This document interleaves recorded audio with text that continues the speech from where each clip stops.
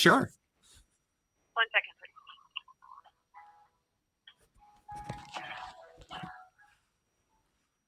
please. It's 8:42, May 2nd.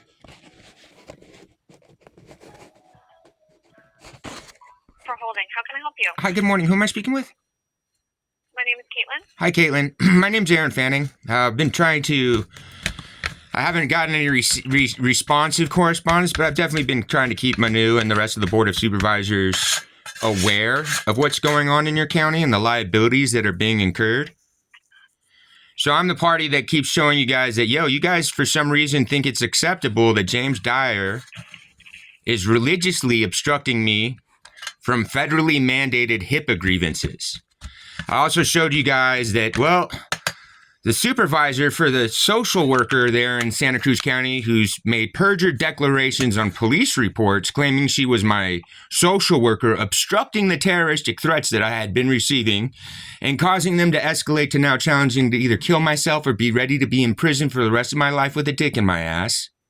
So I provided you her supervisor stating that we have no relationship with you and how have you ever been engaged with her? Correct. So I now also forwarded you guys copies from the Department of Healthcare Services investigation that had been going on from June of last year before I even came to Santa Cruz, where I had been documenting things that had been going on inappropriately in my name, like in-home supportive services that originate from Santa Cruz County. Because somehow while I'm not enrolled in any behavioral health services of record with the county, somehow through the county, I was registered into in-home supportive services. It's urgent that someone figures out how to make sure that my HIPAA grievance gets taken into consideration, the one that James Dyer allegedly was taking at the end of March. And in the recorded conversation I provided to you guys in our appointment for April 1st, he still can't provide us with a complaint file number, either side, your side or mine. These are very dangerous liabilities. I've been stripped of any victim's rights. I had to flee the state because Sarah Snyder and a privacy officer for a different county, which James Dyer acknowledges is a buddy of his, made the allegations that I was suicidal and there was mental health concerns when I'm reporting terroristic threats. The same ones that my mom, who is the executor of a trust in my name that I'm the sole beneficiary of and has been since 2009 when she started reporting against me. Yeah, she made an online report with Watsonville August 28th about those terroristic threats which she had in her custody, and she wanted to assure that they were going to get mitigated. That's why I came to Santa Cruz, because for the first time in 16 years, I was supposed to get some legal intervention from the crazy things that I endure. And instead, a county employee makes an allegation as a county employee stating she's my social worker and even leaves the service call address to behavioral health. For some reason, James Dyer has 57 in the last 3 years, 57 civilian service calls originating from his office. He's not a civilian when he's being a privacy officer. And if you look at the calls of service, it's quite concerning. Why do they all end up in Live Oak? Oh. So James Dyer, in our recorded conversations, he acknowledges he's a Scientologist. He knows I'm a Scientologist, that the church thinks I'm in bad standing. The church has had interest in my inheritance because it also includes a seat on the board of directors for the Fruah Foundation, which since 57 has donated over $50 million. So Scientology would like to be able to divert all those funds to its own entities. I don't appreciate that there's not a good resolution for it. You have a Sheriff's Department Police Report number 2407002, which is now documented of custody with Department of Healthcare Services, Sarah Snyder, alleging that she's my social worker, making allegations about my health, which, if it was a true relationship, would be in breach of HIPAA and in breach of your own charters as well. I don't know why your county has felt that it's appropriate to leave your dependent adults at risk and at threat, because I provided you also with documentation that Mary Bell Castillo admits to knowing that Sarah Snyder and Anita Gabriel had defrauded in-home supportive services in my name, concurrent to me being in Colorado paying taxes. This has been ongoing for months. I had to send Manu copies of these terroristic threats that I had received and was receiving after Sarah Snyder intervened. And your sheriff's department was refusing to take a copy of reports from me till they took a bunk one in November, claiming that they were finally taking my initial reporting and had moved it to investigation. No. They assigned it a new case number, and then they closed it out and lost custody of it because, according to their records, they sent it off for mitigation at a different jurisdiction that never arrived. Because apparently your sheriffs have decided, even though I was getting threatened September 8th and September 10th and hadn't been threatened since June, I only started getting threatened again after Sarah Snyder and Ken Tassel make those false allegations. Those threats, Detective Ramirez decided that even though I was getting threatened while I was sitting in Capitola at the Home Depot parking lot, where they were supposed to have come and seen me, they tried to send the access team, that because I had been threatened between December and June of 23 to 24, that they decided those September threats, that those need to get mitigated by Santa Rosa also. Santa Rosa states that they have no record of receiving it. So your sheriffs lost custody of it. Your sheriffs think that they're not obligated and don't owe me anything for that. No, they lost custody of it. I've been making these telephone calls like I have. I've been documenting what I have, and I have to keep going back where I'm not supposed to have to keep going back and go, hey, these are federally mandated obligations that James Dyer has stripped me of. The same ones that, well, we have a police report that definitely should have gotten taken care of very quickly with the HIPAA concern that, yeah, you have someone making privacy statements that are perjured and obstructing and causing them to lose victims' rights, subjecting them to further threats, escalating to challenging to either kill yourself or be ready to go to prison for the rest of your life with a dick in your ass. Because the ones I received in December stated whoever was sending them controlled the cops. They also flagrantly mentioned it's a shame that I'll never have access to my trust. That at that point, I didn't know about. I only found it August 26th. Suddenly, my mom's responding to me because I'm dealing with Ken Tassel about it. I find it because I found the probate that had been hidden for a very long time. So Anita Gabriel, same time while I come down there, suddenly she doesn't want to report. Suddenly she's refusing to engage with Deputy Fish. Suddenly she's making reports against me in Watsonville, starting September 14th, when she knows I've fled the state. September 14th happens to be the date that she gets copy of the probate that lists the trusts. Her next false report, September 28th, that's the date that I actually contacted JP Morgan Chase and found out that I am the named sole beneficiary, and my mom is the executor. What happens on August 28th when she false reports again? Oh, that's when I catch her trying to use and defraud people with a power of attorney that she does not have. And I caught her doing it with the state's medical board. So for some reason, I couldn't get that reporting in that she also wanted reporting in. That would have, helped, clarify things. How is it that my mom suddenly knows that I'm supposedly threatening her and stalking her when she knows I'm out of the state? I left. I'm in Nevada. How does she know that those threats are coming from me and not the same ones that were threatening both of us? How come she gets to select which threats are important all of a sudden? Oh, it's because my mom has been manipulating with Patrick Dimmick as I pulled a SEPRA. I asked a SEPRA, I asked for what's definitely public record through his emails and his text messages.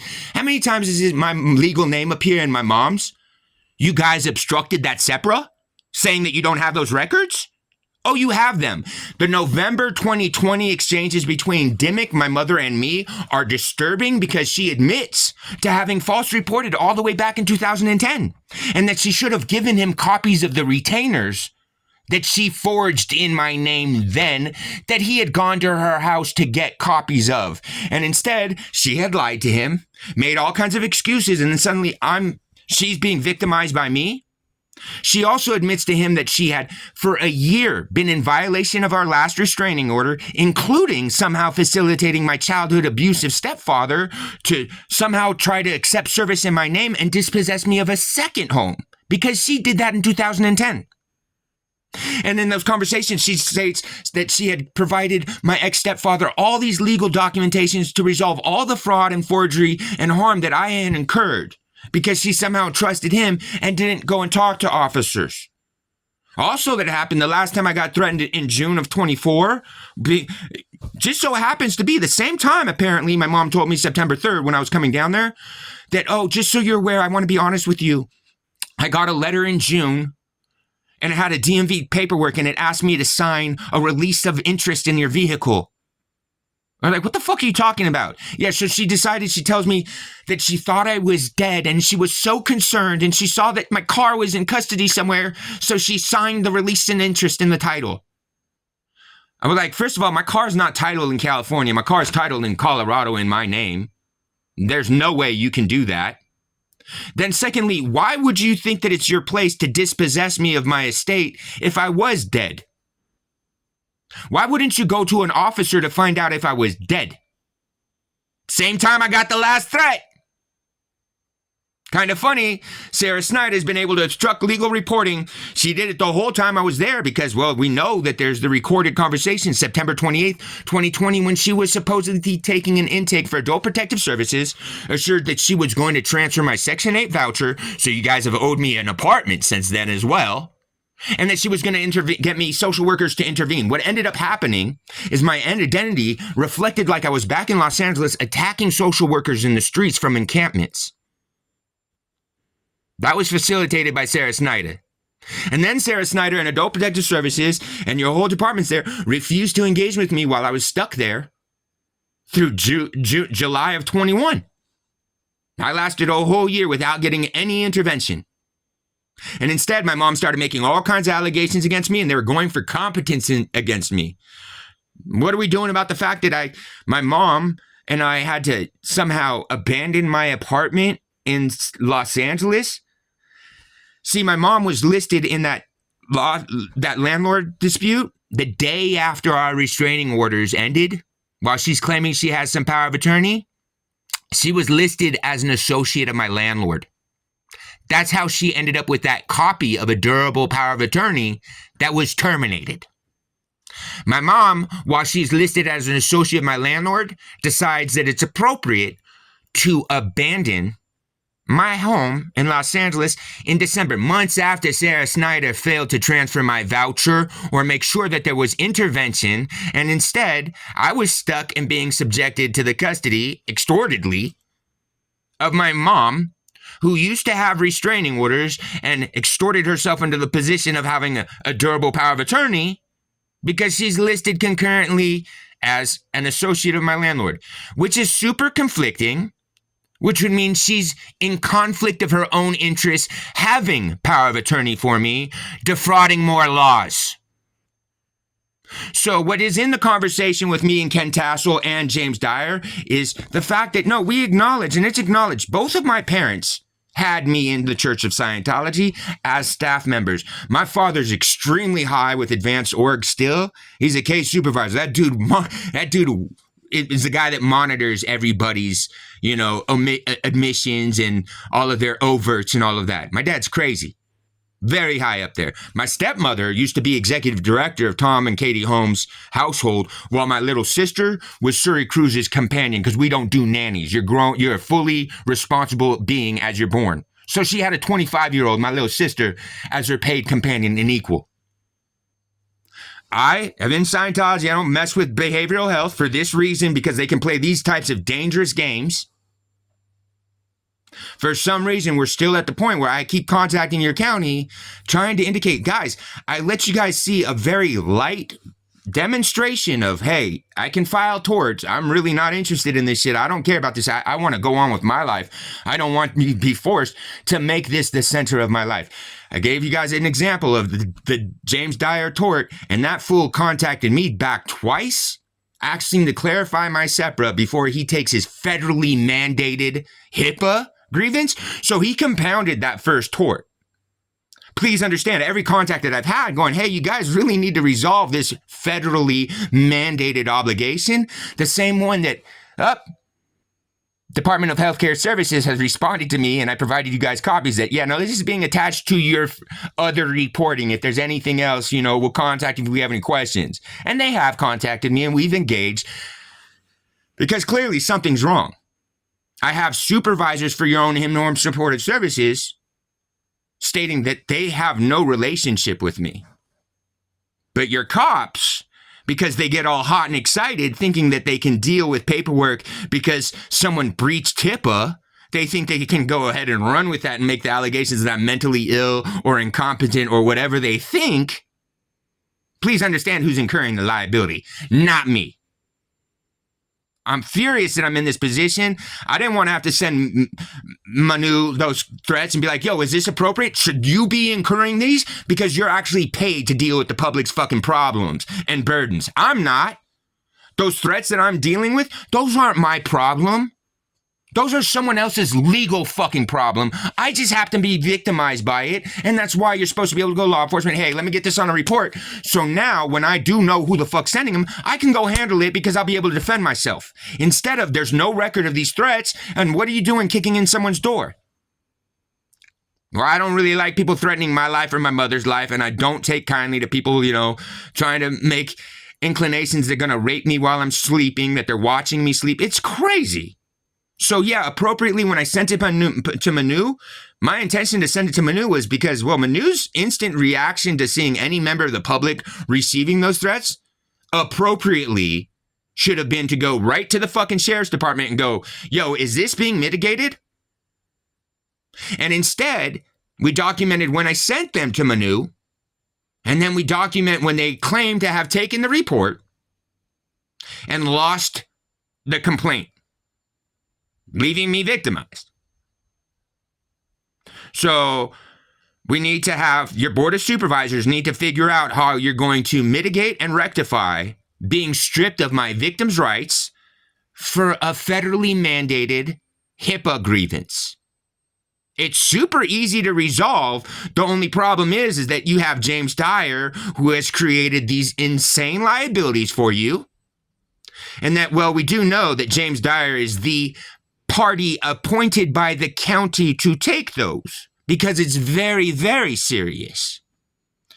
I hope that the county board of supervisors would recognize that unless they can somehow discount my complaint, which has never been taken for consideration, that they are assuredly incurring insane liability by taking the stance and position that, yeah, we probably shouldn't go and get a third party to make sure that this is taken and addressed appropriately because, yeah, literally, how does the county resolve it? There is no resolution because it's not allowed to get into this position. James Dyer is not allowed to get us to this position. You have no chartered plan of action or SOP to do in this position because James Dyer has committed federal crimes and you're witnessing them.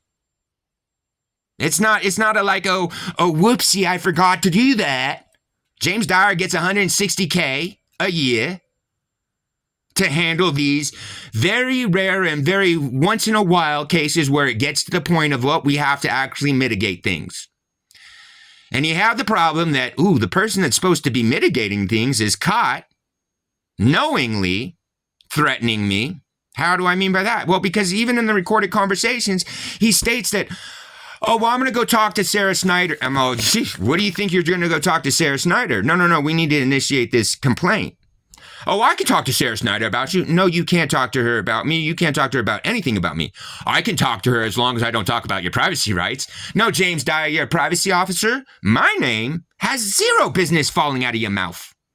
Do you know that James Dyer also messed up that SEPRA request because he just decided it was all right to dictate that he needs an extended 4 weeks with no mitigating circumstances to request those? So as I responded to him, I hope you recognize that off of my original tort, those 4 weeks is going to be another $280,000. Now, let's not forget that those are going to compound for each of the 2 times he's engaged with me since then. Because he has his federal obligations definitely supersede his county obligations of, oh, let me see if I can at least follow the SOP and mandate so that I can complete a separate request appropriately. No, dude, you've proven that you cannot follow policies, you can't follow statutes or mandates. Your county's decided it's a good idea to just continue to let him burn your guys' bread? I've warned the county. In my 20s, I was business partners with an interim judge in Los Angeles. I've told your cops, as much as they don't like it, they're agricultural cops. They deal with farmer kids with face tattoos, and they decide to call those people gangsters. You deal with surfers and entitled school children that are drunks and dope fiends. That's it. So it's cool. You guys can sack them. But I don't get bagged up like that. So I'm very pissed about even the professional standards game. Well, you know that West, the new one, because Dimmick is, the head of it, and he's the person that's been a burden to me, and, well, who I've been trying to complain of professional standards repeatedly since 2010, because your department thinks it's smart to not take writs complaints. I kept getting put into the position to be victimized by Dimmick. As I've told your professional standards department, I don't even care what their findings are. What do you mean? I don't care what your findings are. All I care about is having the complaint file number and making sure that it's true to what I stated. Why? Because I'm the type of person that's had to defend himself in court from LA Sheriff's Department seeking 9.5 years for grave bodily harm against a cop. When, I had to defend myself. After 14 months, I was able to demonstrate to the court that, the sheriff's saying that there's no use of force videos. How come I have 3 ER visits between the scene of an incident before they could actually book me? Meaning they took me to 1 ER. Finally, I get a discharge from that ER. I get beaten again, taken to a different ER, discharged, beaten again, discharged, and then finally booked. So that's why writs files are important, because, I had to have the judge pull the writs files, and they was a stack. Because the writs files takes into consider what's been alleged against the officers, not what the department found against its own officers. Because that doesn't matter. The judges are there and the public are there to get the opportunity to see, are there repeated complaints about this same type of behavior? Because as we know, interdepartmentally, they have generally a tendency to, not be great at correcting their buddies. So that's why I've had to contact you guys repeatedly, because for some reason, as of today, I can't seem to instigate a complaint. Your department has lost a criminal complaint file about terroristic threats. It lost custody of it. I don't have a right to make a professional and standards complaint about it. This is why Manu was dealing with me, because your cops is unprofessional. They can't follow a charter. They can't follow a SOP. I mean, pretty ridiculous, right?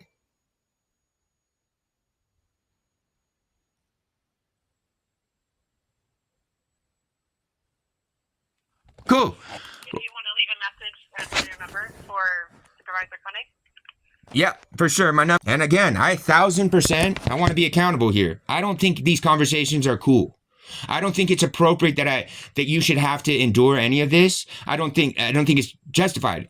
We find ourselves both in this position. I'm not supposed to be here. It's egregious what I've been enduring. And that's why there's not a very civil, easy way to resolve this. Like I said, Manu had copies of these threats for months before any cop finally takes a report about it and then they lose it. I'm sure Manu didn't like a single one of my contacts. I don't blame him. But it's time to be adult and responsible here and get a little accountability. Why did he receive those? He received those because you have an employee that's responsible for your dependent adults, responsible to make sure if they report that they're being victimized in any way, she's a mandated reporter. She somehow decided it was appropriate to make a perjured declaration in a police report, file a false police report, a suspicious activity claiming that I was suicidal to conceal the threats I had been incurring and allowing me to be subjected to more. So you tell me how many of your dependent adults that are mentally unstable, that have all these issues, What do you think kind of danger and position did she just put anyone else into? I'm so sorry. I have to. No, you don't have to go because see, they would have had to kill. They would have been in a position where she already knew they potentially were suicidal, and because she hid those terroristic threats and subjected them to more, if they harmed themselves, whose fault is that? So let's make sure that Sarah Snyder's not in a position to harm any more of the public, as has been proven between the records between me and your office alone. This has been recorded, and I'm going to send it right to Manu. You have a good day. I'm in a state that I get to, and plus you're a public employee. Later.